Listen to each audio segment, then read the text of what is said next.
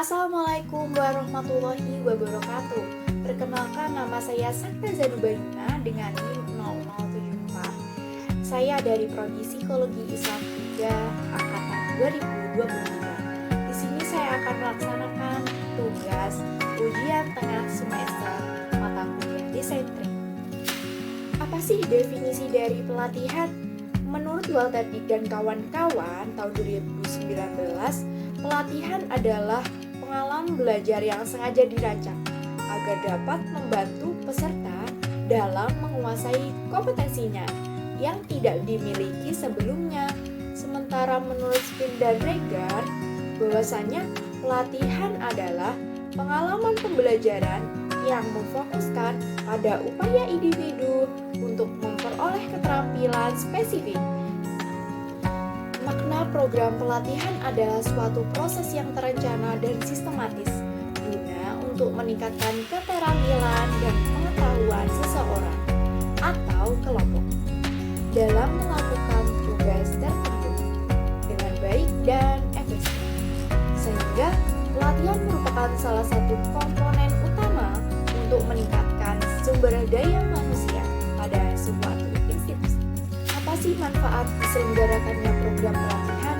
Jadi manfaat diselenggarakannya program pelatihan untuk meningkatkan pengetahuan, keterampilan, dan sikap yang diperlukan oleh karyawan untuk melakukan tugas dan pekerjaan supaya lebih efektif dan efisien. Nah, program pelatihan juga bermanfaat untuk digunakan dalam mengatasi masalah kinerja yang dihadapi oleh sebuah perusahaan. Hambatan apa saja yang sering muncul ketika suatu program pelatihan dilaksanakan? Jadi adanya kurang perencanaan yang matang, analisis kebutuhan yang kurang tepat, tidak semua kebutuhan pelatihan teridentifikasi secara akurat. Nah, tujuan pelatihan ini juga kurang jelas, baik materi pelatihan tidak sesuai dengan kebutuhan peserta. Selanjutnya yaitu sumber daya yang terbatas, baik mencakup anggaran yang tidak mencukupi, sehingga membatasi penggunaan teknologi, materi, dan instruksi yang berkualitas. Dan fasilitas yang tidak memadai, misalkan ruangan yang kurang tepat, peralatan yang rusak, atau koneksi internet yang buruk. Tenaga pengajar yang terbatas, jumlah instruktur yang tidak seimbang dengan peserta. Selanjutnya yaitu partisipasi peserta yang rendah.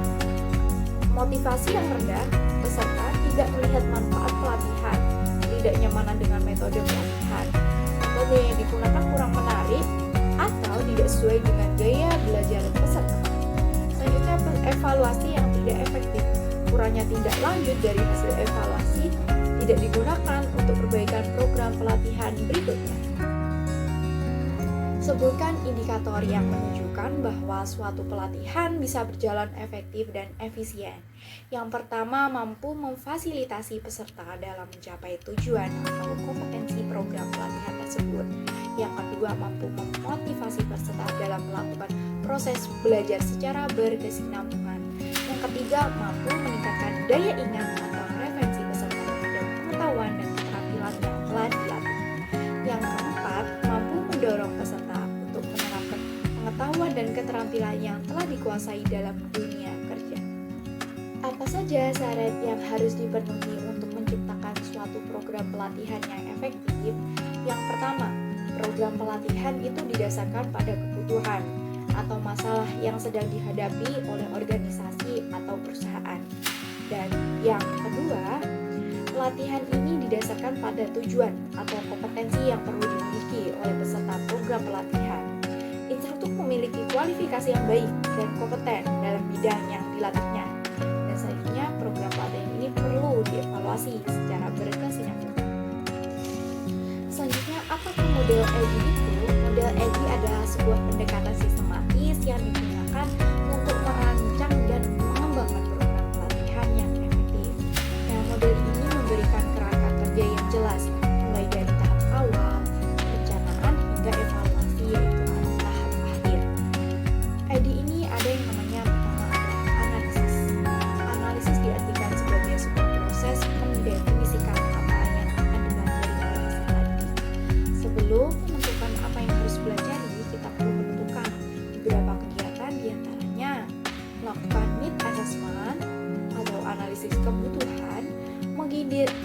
mengidentifikasi masalah kebutuhan dan melakukan analisis tugas. Dan selanjutnya adalah desain atau merencanakan. Setelah kebutuhan teridentifikasi, tentu saja dengan merencanakan program pelatihan. Ini mencakup penentuan tujuan pembelajaran, pemilihan metode pembelajaran, pengembangan materi pelatihan, dan pembuatan rencana evaluasi. Selanjutnya ada yang namanya development atau pengembangan. Nah, pada tahap ini materi pelatihan yang telah direncanakan dibuat secara nyata. Nah, langkah perkembangan mencakup kegiatan pemilihan dan menentukan metode, media, serta strategi pembelajaran yang sesuai untuk digunakan dalam menyampaikan materi atau substansi program pelatihan. Ini bisa berupa presentasi, video, atau simulasi. Selanjutnya adalah implementasi.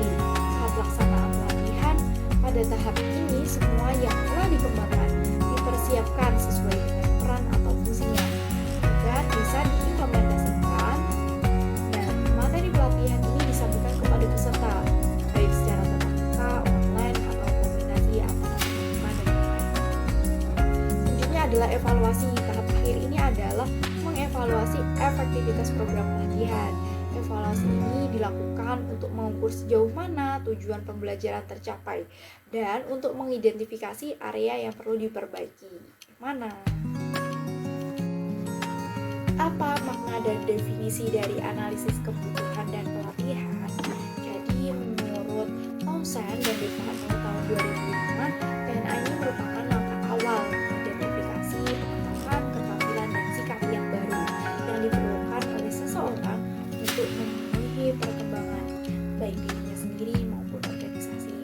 Nah, dari definisi tersebut, program TNA ini adalah serangkaian aktivitas yang dilakukan untuk mengidentifikasi masalah dan isu-isu tentang kinerja, untuk menentukan apakah pelatihan